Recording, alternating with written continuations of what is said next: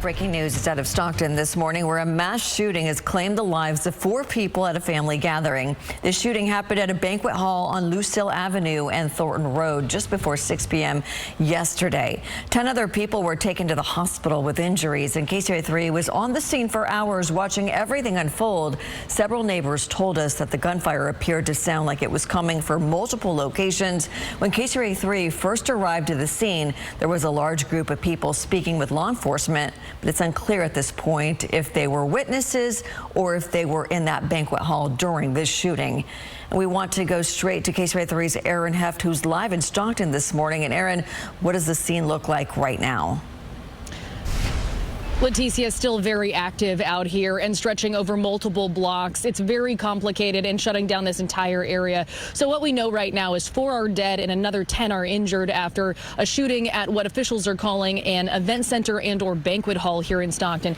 If I move out of the way, you can just see kind of the perspective as to what we're looking at. It's very large in size, and also we were under the impression that this was really in the vicinity of that banquet hall, which is closest to that Dairy Queen, which is pretty much halfway between this line and the other police line where those flashing lights are. But now we're seeing evidence collection in other zones within this crime scene. So a very complicated and ever-moving scene. So local officials are claiming this mass shooting happened at a family gathering and/or party. At this time, it's unclear the ages of those who have been injured and those who've been killed. Now take a look at this. This is what the video looked like from last night as our crews were actively at the scene as this happened just before 6 o'clock yesterday. Officials believe this was a targeted attack. At this time, according to law enforcement, a suspect or suspects are not yet in custody. And people we spoke with who live in the area explain hearing gunshots for what they describe as a full minute, followed by screaming and people notably calling for ambulances. Now take a listen as law enforcement and officials addressed the media late last night. And what happened tonight? Again, unacceptable. Families should be together instead of at the hospital, standing next to their loved one, praying that they survive. So again, wish we had better news for you, wish we could tell you more. As soon as that information becomes available, we will make sure that you get it. Tragedy of this nature is unthinkable, and it absolutely breaks our heart to have the loss of life and to have loss of life to children in our community. Right now, we are doing everything possible to bring the individual that's responsible for this to justice.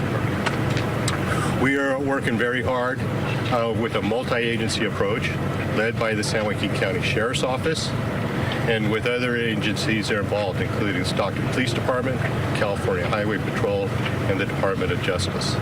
So our understanding at this time that the individual responsible is still outstanding. If you have any information as to this individual, reach out immediately. And if you are this individual, turn yourself in immediately. Again, still so many unanswered questions as the sun rises this morning over this still present scene here in Stockton, California. One thing to note is there is a prayer vigil that is already set up for later this afternoon, 3 o'clock to be exact. The prayer vigil responding to the mass shooting. They say it's at the Faith in the Valley San Joaquin County Clergy Alliance, and community members are invited. It's happening, again, like I said, 3 o'clock this afternoon at 9299 Thornton Road, so very close by. Again, there's still so many unanswered questions. We're still seeing evidence markers being placed. We're seeing evidence being placed into bags. And again, this scene is just massive in size. It's really not something that we can show you from one vantage point. It's closed up the road, it's closed down the road, and all adjacent roads and neighborhoods nearby. So lots of questions still to be answered. And as we learn more, we'll bring you the very latest. In Stockton, Erin Heft, KCRA 3 News. And Erin, obviously something like this generates a lot of fear in the community. Do we know any reason why this location and these people may have been targeted? So there's always speculation around any type of shooting and any type of crime. Right now at this time, there's no official understanding or motive as to why this were to happen. Also, we still at this time don't know if there is a suspect or suspects. We don't know if anyone is in custody. The last time we heard from any law enforcement and city officials, no one was in custody, and they're calling the suspect or suspects still at large. So we wouldn't know a motive at this time, and obviously this would still be under investigation. Okay, Erin, thank you so much for your live report. We did hear law enforcement say last night that this was a targeted incident in this situation here in Stockton. We'll keep you posted throughout the morning with Erin there live. Governor Gavin Newsom's office also posted on X saying he was briefed, adding, quote, the governor's office of emergency services is monitoring this evolving situation and coordinating with local law enforcement. And the Stockton Vice Mayor Jason Lee also issued a statement on Facebook in part, my heart is heavy in a way that's hard to put into words. As Vice Mayor of Stockton and as someone who grew up in this community, I am devastated and angry to learn about the mass shooting at a child's birthday party. An ice cream shop should never be a place where families fear for their lives. Adding that I am in contact with staff and public safety officials to understand exactly what happened.